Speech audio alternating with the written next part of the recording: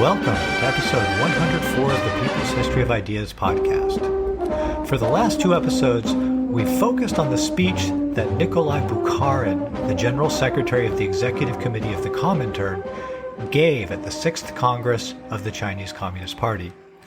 We went into quite a bit of detail in those episodes in order to flesh out a couple of key concepts for understanding the history of the international communist movement.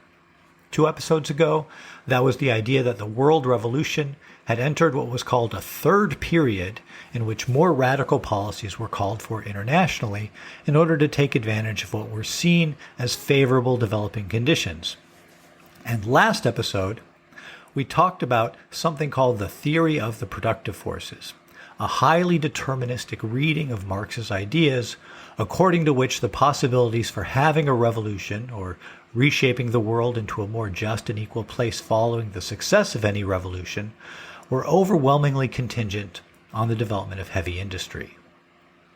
After giving his thoughts on the importance of the presence of heavy industry for a socialist revolution, Bukharin turned to discussing why, as he phrased it, the Chinese Revolution at the present stage is a democratic revolution of a bourgeois nature. Now, you might remember from episode 99, when Peng Dehuai's 5th Red Army united with Mao and Zhuge's 4th Red Army, that Mao gave a speech where he said that, quote, "Conditions are ripe for making revolution in China. Even if a socialist revolution cannot triumph, a democratic revolution will," end quote. And Peng explained in his memoirs, which I was quoting from, that he and his troops really weren't very clear on the differences between these two revolutions at the time. And so this widespread confusion within the Chinese Communist Party about how to conceive of the immediate tasks of the Chinese Revolution and how to think about the relationship between a democratic revolution and a desired future socialist revolution is what prompted Bukharin to take a lot of time on this question at the 6th Congress. And here, in this next subsection of his talk, where Bukharin spoke about the agrarian, anti-feudal nature of the Chinese Revolution, his ideas are much more consonant with Mao and Lenin's thoughts, unlike his emphasis on the theory of the productive forces that we talked about last episode. But I'm a little hesitant to just summarize Bukharin's main points here. Here's why. Bukharin's speech at the 6th Congress of the Chinese Communist Party really set the agenda for the line that was laid down for the party at this Congress.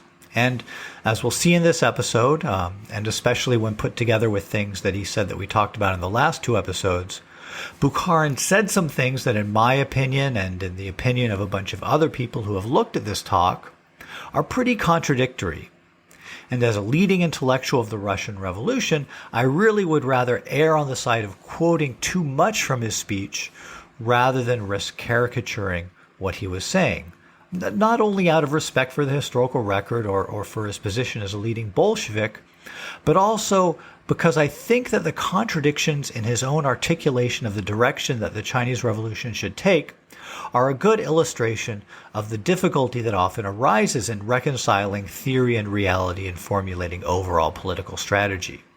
And so even though Bukharin was wedded to a revolutionary strategy that was much more determined by levels of development of the productive forces than what Mao would ultimately articulate, I think that there is more to be gained from quoting at length from Bukharin's speech than from me briefly summarizing his main points.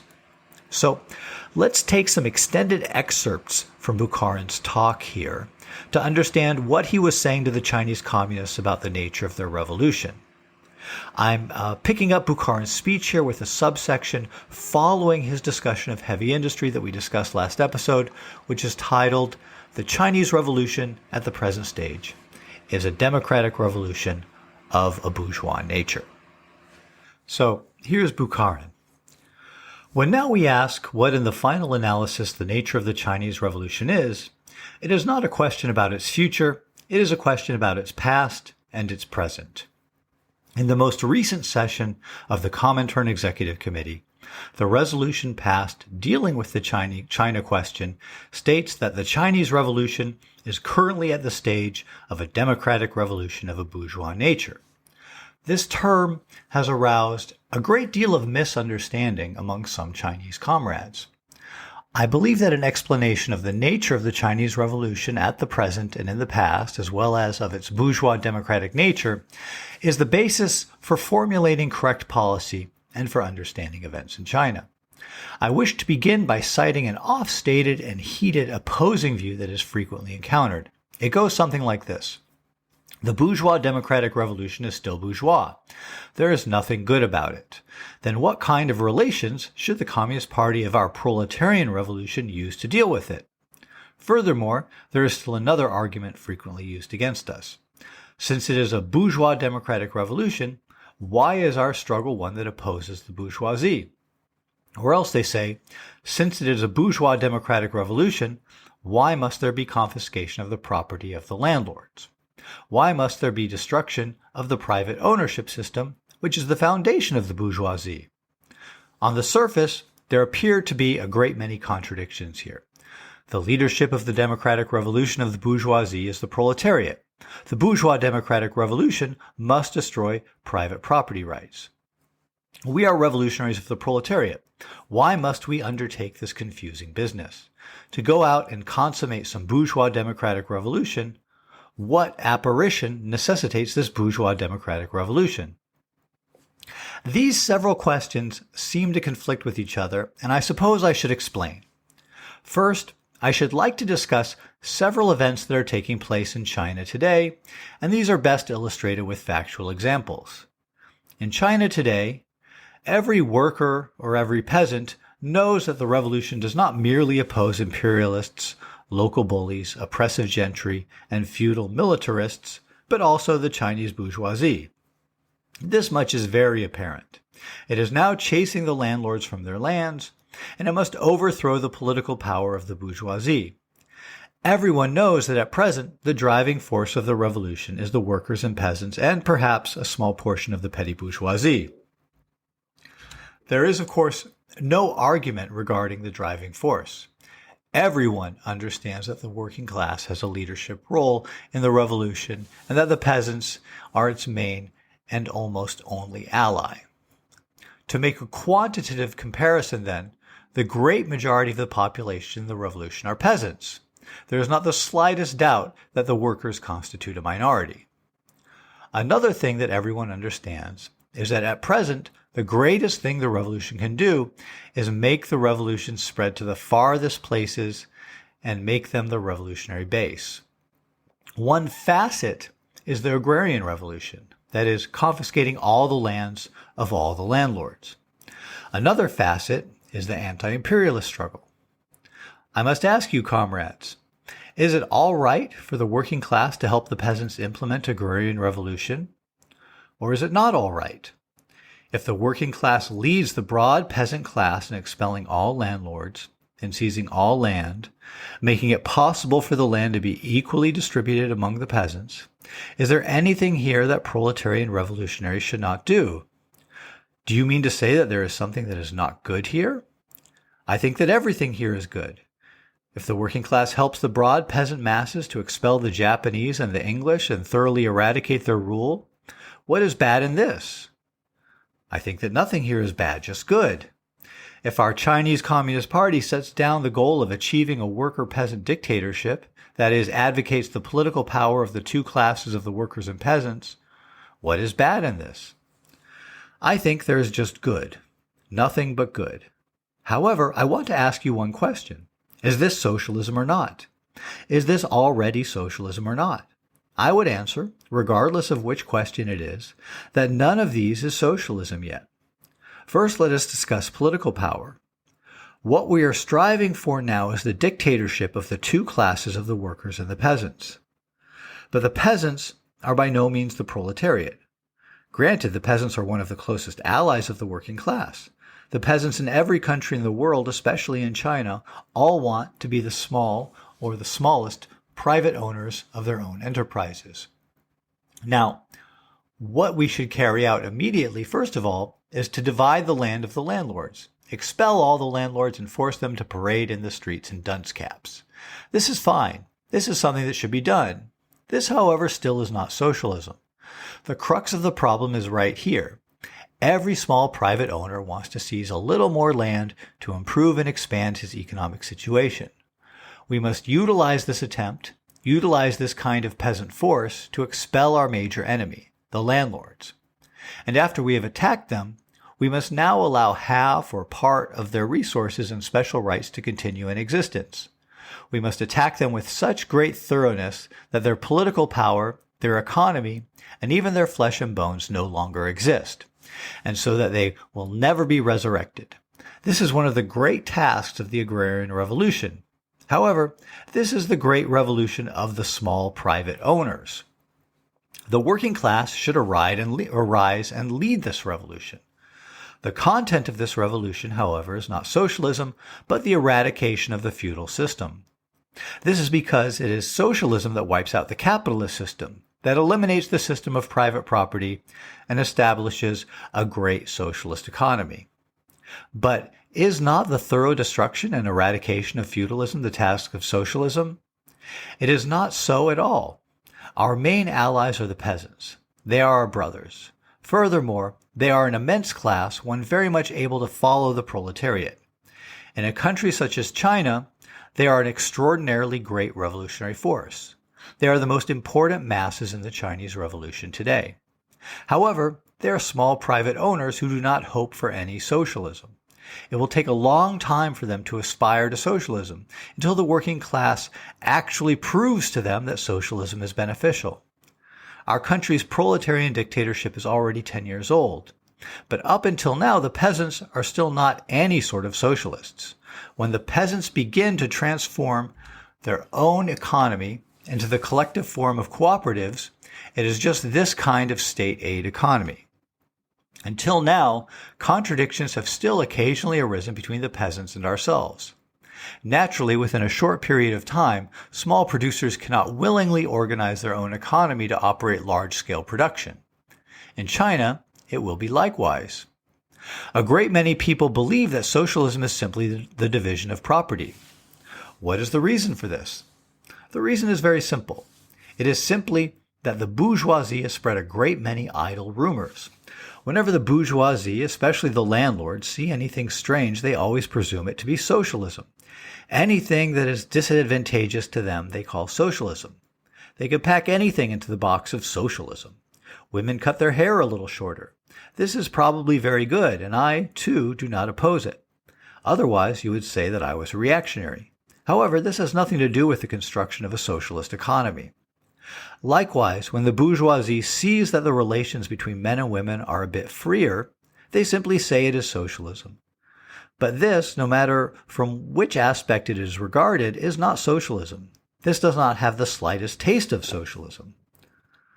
The peasants want to expel utterly the landlords. When it comes to the bourgeoisie opposing the landlords, they inevitably preserve a portion of the special privileges of the landlords. The bourgeoisie in every other country has in the past opposed feudal forces. In China, too, for a considerable period in the past, they opposed feudal forces. But when the time comes that this kind of anti-feudal worker-peasant struggle shakes up one portion of the forces of the bourgeoisie, for example, during the confiscation of landlord banks, and the bourgeoisie, because of credit, mortgages, and other relations, will suffer considerable losses, then how will the bourgeoisie deal with such anti-feudal methods? When their own special privileges and their own property also suffer partial losses, they will, of course, all the more express opposition to the worker-peasant methods for the thorough eradication of feudal dregs. They say this is socialism, Sovietization, the Communist Party, Bolshevism, Soviet Russia, etc. We should understand that these are merely their words of enmity for us. We must clearly understand that this is on no account socialism. The dictatorship of the working class and the peasantry is on no account the dictatorship of the proletariat. The dictatorship of the proletariat is the dictatorship of a single class, the working class, guiding the peasants. There is no equal division of political power here. What there is here is one class monopolizing political power and making the peasants follow. This is an entirely different matter. The peasants are a class of small producers. In and of themselves, they make no attempt to move toward any socialism. In a country as vast as China, the number of peasants is extraordinarily great, and the political power of the worker-peasant dictatorship always bears a predominantly petty bourgeois nature. A great many people believe that this term petty bourgeois is a term for abusing people. This is absolutely incorrect. Petty bourgeois simply means that it is not big bourgeois. Here, what we call petty bourgeois is not in the least used as an expletive. What it is here is a very precise economic term. We can use rotten egg, bastard, and other such expletives to curse capitalists, but this term petty bourgeois in itself designates a specific social class. It possesses production tools with which to exploit the working class. The peasants and the petty bourgeoisie are therefore a class of small private owners. The great majority of the masses among them are those who do not exploit the labor of others at all. They are not parasites, not exploiters, they are the laboring masses. Peasants are not hired workers, not industrial workers. They are yet another class. They have some special characteristics that set them apart from the working class. The lives of the working class are spent in factories. What they see every day are machinery and mass production. And their task is conceived to be the transformation of this production to an even larger form. It is their attempt to do this that is socialistic. The small private owners, or even the smallest private owners, all aspire to improve their own individual economy. They think that in their own economy, they can harvest more grain. They think to get a little more profit in selling their agricultural produce. They think to get rich from that plot of land of theirs. This is their ideology. This is their endeavor. They will not reach the path of socialism for several decades after the working class has seized political power. At present, we must do our best to sweep away feudal forces. Only after we have passed on to the next stage can we begin to speak of constructing socialism. So, there's a lot in that piece that someone interested in analyzing different shades of communist ideology could unpack.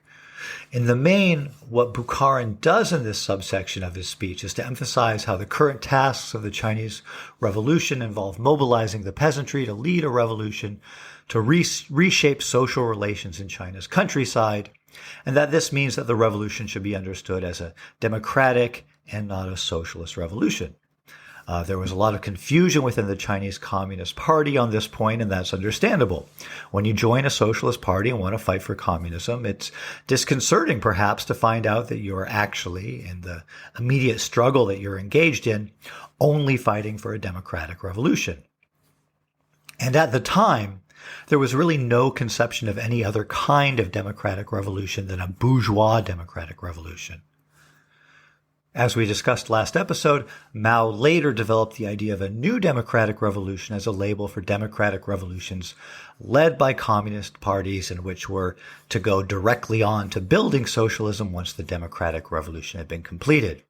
But even though Mao drew heavily on Lenin and on the Soviet experience in articulating the concept of new democratic revolution, there was at the time of Bukharin's talk no other way that socialists conceived of democratic revolutions except as bourgeois democratic revolutions. However, what Bukharin has not clarified, and what I think he's going to continue to introduce confusion about later on in this talk, is what does the bourgeois democratic nature of the current stage of the Chinese Revolution mean in practice for the Chinese communists? As we just read, Bukharin indicated that the communists should be leading the agrarian revolution. But on the other hand, in the directly preceding part of his speech that we read last episode, Bukharin had said that, quote, even if the working class seizes political power, it cannot, in the final analysis, avoid defeat because it cannot build socialism, end quote. This because of the lack of heavy industry. Now, in the Soviet Union and in general in the discourse of the international communist movement, the working class seizing political power was understood to be more or less co-equal with the Communist Party taking power, because the Communist Party is understood to be the political representative of the working class. So, are we to understand then that the Communist Party should lead an agrarian revolution, but then step back from taking power if the opportunity presents itself? Clearly fighting to take political power and waging a peasant war without wanting to actually take power are very different things. And if the communists were not to take power, who would prevent a counter-revolution? So already, just comparing what Bukharin says here to what he had just said before this, he introduced confusion on a very significant point of revolutionary strategy. Now, if we want to be very generous with Bukharin, we can say, look, in what we just read, he said that the proletariat would take power in alliance with the peasantry and only after a very long period of time move toward the dictatorship of the proletariat. And that's true. Bukharin talks about the peasants starting off as allies holding power jointly with the proletariat, and then talks both about the peasants changing their attitude toward private property over decades, but also speaks about the proletariat at some point, presumably at a higher level of development of the economy, instituting the dictatorship of the proletariat, and the peasants suddenly not being part of a class alliance holding power, rather being more explicitly led by the proletariat. This is all very vague. And for a communist like Bukharin, the question would not just be one of which class was in power, but which political party representing that class. What political party did the peasants have which would jointly run a government with the Communist Party, functioning as the political representative of the working class? There was none. And as Bukharin himself had said, the communists themselves needed to lead the agrarian revolution. And even if there had been a revolutionary representative of the peasants, which might function as an organizational ally of the communists in the agrarian revolution, would Bukharin really have thought that a joint governing alliance would have been feasible with such a party?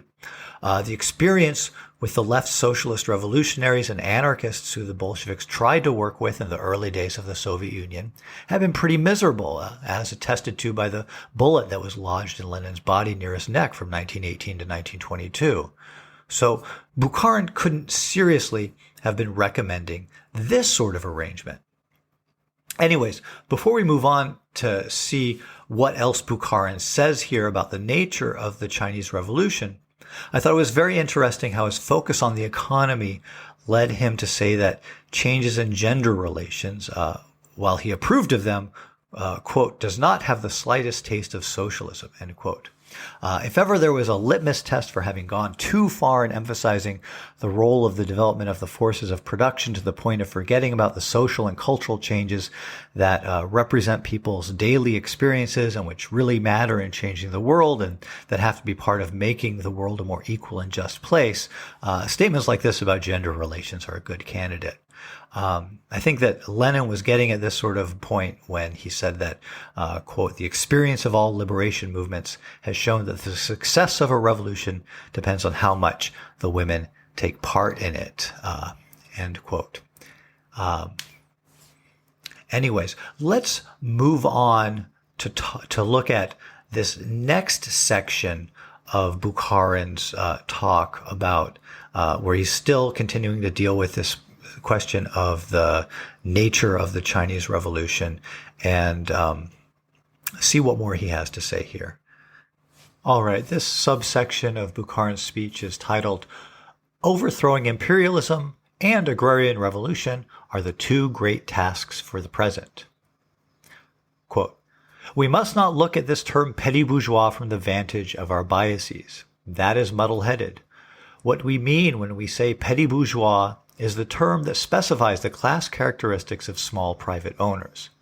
Precisely because the situation in China is like this, the main domestic task on the one hand is to expel imperialism and on the other hand to eradicate the feudal system in rural villages and to carry forward the agrarian revolution. And the political power of the bourgeoisie must be further struck down because objectively it supports the feudal system. At present in China, if the broad masses are not mobilized to oppose the bourgeoisie, then imperialism cannot be expelled. Besides opposing feudal forces, the bourgeoisie must be opposed also. Anything less than this is insufficient to complete the agrarian revolution. Is such a struggle, however, a direct struggle for socialism? Is the struggle itself in behalf of socialism? It is not. It is not at all. At present, the task confronting the workers, the peasants, and the political party with which we guide the working class is not to cause the working class to seize political power directly. It is to break down capitalism and organize a social public economy. This means that at present, the revolutionary base still is not socialistic, still not proletarian. Then what is it? Does this mean that it has no nature at all? There cannot be a revolution that has no nature at all. There cannot be a revolution that has not the slightest role. In the final analysis, what kind of revolution is it? The task of its struggle is to eradicate feudal forces, complete the agrarian revolution, and expel imperialism. None of these tasks, however, goes beyond the scope of the bourgeois system. Without going beyond this scope, it does use thorough and fervent means to eradicate the feudal system and complete this task. The radical mass means so often mentioned by Marx and Lenin. This thorough mass struggle against the feudal system can advance in the direction of opposing the bourgeoisie. In its objective economic content, however, it does not exceed the limits of capitalism. It does not exceed these limits because its task lies only in eradicating the feudal system and not in eradicating the entire big bourgeoisie. It still is not attempting the task of a working class constructing socialism the day after the victory of the revolution. This is the nature of the problem. Some people oppose this point of view because of their biased understanding of the term petit bourgeois. Some because they overemphasize the role of the peasants and regard the peasants as socialists. Some because they confuse the working class with the peasants, even to the point of elevating the peasants above the working class, or not understanding what socialism is and envisioning the agrarian revolution as socialism. So-called peasant socialism is simply the equal distribution of land. In fact, there is not a single point in common between this and proletarian socialism. There is one viewpoint frequently run across in books. For example, communist society practices equality. This is correct. The final goal of a communist society is to achieve economic equality. But equality comes in all forms. We now can distribute all things very equally distribute machines. You take a nut or a bolt, and I take a nut or a bolt. You get a brick in this room, and I too get a brick. The equal distribution here is extremely burdensome, and many things cannot be divided up like this. At any rate, there is no true equality in this. If we think to use the method of equal distribution to realize equality, the result is merely to destroy everything, and nothing is created from it. In certain of our Soviet areas in China, this situation has already occurred. They shut up the shops and stores and distributed the commodities therein. But there is not a bit of socialism here because there is no organization of social economy. If after we have distributed everything, everyone turns into the same small private owners, and everyone has the same commodities and other things, then what? They must live. They must sell things to each other in exchange. They must expand their own individual economy. Some of them will get rich, some will go bankrupt, and thereupon still another sector goes along the path of capitalism. This is the essence of the problem. In all the petty bourgeois hearts of the entire petty bourgeoisie is the hope of increasing their fortune a bit, of becoming just a bit bigger private owners. Because of this, equal distribution of land in itself absolutely does not destroy any capitalism. On the contrary, it creates the conditions for the development of capitalism in still another period on still another base. This matter of confiscating the property of the landlords has already been effected in a great many other revolutions. At the time of the Great Revolution in France, too, all property was confiscated and all feudal forces were expelled. Moreover, the striking down of feudal forces at that time was carried forward with the opposition of the bourgeoisie. The Girondins, who represented the political forces of the big bourgeoisie, were completely smashed by the others, the Jacobins. The dictatorship of the petty bourgeoisie, with the aid of the proletariat of that time, overthrew the bourgeoisie. The distribution of property was thoroughly implemented. Later, however, the eradication of this feudalism merely opened the way to capitalism. Because the buying and selling of land existed, and all commercial relations existed, a portion of small private owners gradually became big private owners. And from this true capitalism emerged, which was unlike the previous semi-feudal form of capitalism. The guarantee of opposition to capitalist development does not lie in the equal distribution of all production. It lies in the organization of a large socialist economy. And only the working class has this capability. This class can teach the peasants, but it must be 20 or 30 years after the establishment of its own rule. Our revolutionary experience clearly informs us of this. Although the plan for a socialist economy and nationalized heavy industry has already been created in our country after this decade of dictatorship, we have not yet taught the peasants to be socialists. Because of this, it is very obvious that to say that the present revolution is socialist is simply mad gibberish and muddle-headedness. It is to close your eyes and not see the chaotic gusts of reality. It is to fail to understand that now in China the central task is to expel imperialism, to unite China, and together with the peasants to seize political power. The Chinese Communist Party is widely separated from such tasks. Moreover, we still cannot complete such tasks in a short period of time. Before such tasks are completed, our blood must yet run in great quantities. At present, we are struggling to fulfill the task of this kind of bourgeois democratic revolution. Such a task certainly is not any less serious than any other task. Only when this kind of task is resolved can we be allowed to move forward. We have already said that the completion of this kind of task requires that we should mobilize the broad masses to wage serious struggle against imperialism, against the Chinese bourgeoisie, that we should overthrow the political power of the bourgeoisie, that we must establish the democratic popular dictatorship of the working class and the peasants. This is still not socialism, still is not the dictatorship of the proletariat. Nevertheless, this is one of the conditions that must be passed through on the way to the dictatorship of the proletariat, that must be passed through in the transition from a worker-peasant dictatorship to a proletarian dictatorship. As I see it, at present, there are many comrades who confuse the events taking place in China today with socialism. Honestly speaking, I directly and indirectly oppose these comrades because they actually have some petty bourgeois tendencies in their heads, because everything they understand about socialism is in fact not socialism at all. If we consider the petty bourgeois tasks confronting us to be socialism, then we would be befuddling the reality of these tasks. If we take petty bourgeois tendencies to be proletarian, then that is simply equivalent to packing full our innards with petty bourgeois fantasies. We emphatically say that these things are petty bourgeois, but we absolutely cannot say because of this that they are not progressive. Every fighter in the proletarian revolution should also take part in the great non-socialist revolution.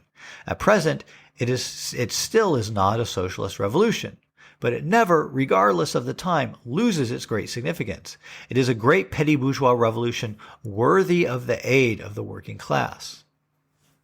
So again, this was a very long excerpt to read out, but again, I think it's worth it because it gives us a real sense of the content and tone of Bukharin's speech in a way that I don't feel like I can adequately capture by briefly summarizing it.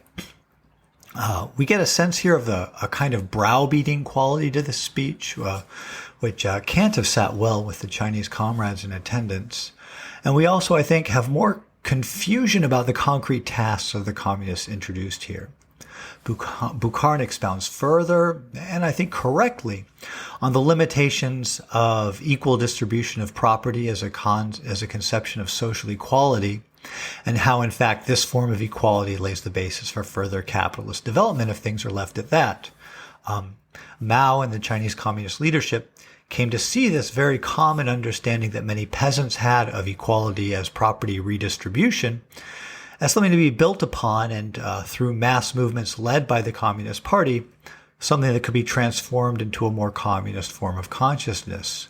They did this through getting peasants to form first labor cooperatives and then to progress through higher levels of working together and holding property in common to achieve a much more thoroughgoing conception of social equality.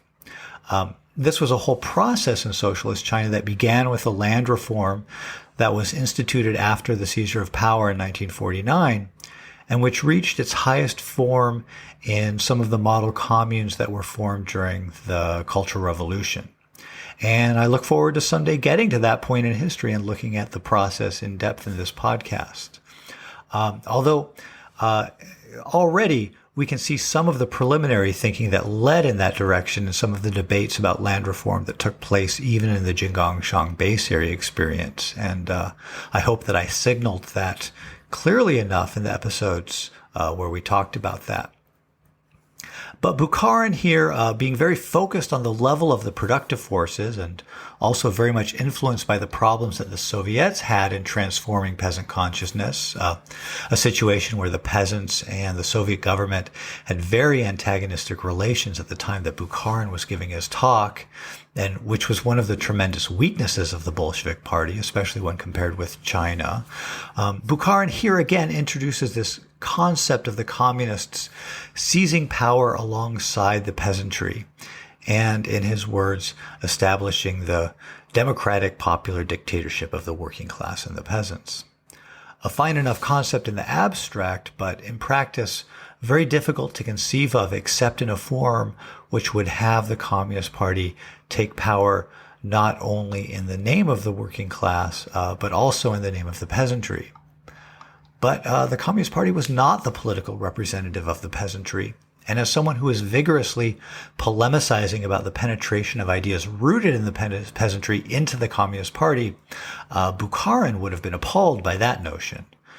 I think that the difficulty of this problem was most likely apparent to Bukharin at the time, and really it's only overcome by a concept like Mao's of New Democratic Revolution, which was not an idea available to Bukharin at the time. So the fact that Bukharin did not address this issue in his talk seems to me to indicate that he must not have thought that the Communist Party had much prospect of actually waging a successful revolution, and so it wasn't necessary to try to come up with a way of finding a form of practice to match his abstract idea of a democratic popular dictatorship of the working class and the peasants. Certainly the tone that he takes in this talk, and there's another section of the speech in which he sums up the past errors of the party in a pretty biting manner, and which takes no responsibility onto the shoulders of the Comintern. All this makes it seem to me like he was fairly pessimistic about the future prospects of the Chinese party. Anyways, next episode I want to move away from Bukharin's speech and talk about other aspects of the Sixth Party Congress and what came out of it. But I did want to do this one final episode on Bukharin's talk so that we could have a concrete sense of the sort of guidance that was coming from Bukharin and the Comintern for the Chinese Communist Party at this time. From the standpoint of the main revolutionary thrust of the revolutionary process, which stems from Mao's experience in the countryside, this can all seem like an irrelevant sideshow. But the experience of the Congress and of partnership, or rather tutelage to the Comintern, and learning in Russia from the Soviet experience was very formative and important to a great many Chinese communist leaders, some of whom will be coming back to China very soon and trying very hard to impose a vision of revolution on the Chinese Communist Party that is very much at odds with Mao's vision. And those people are going to see Mao as representing a major problem to be dealt with.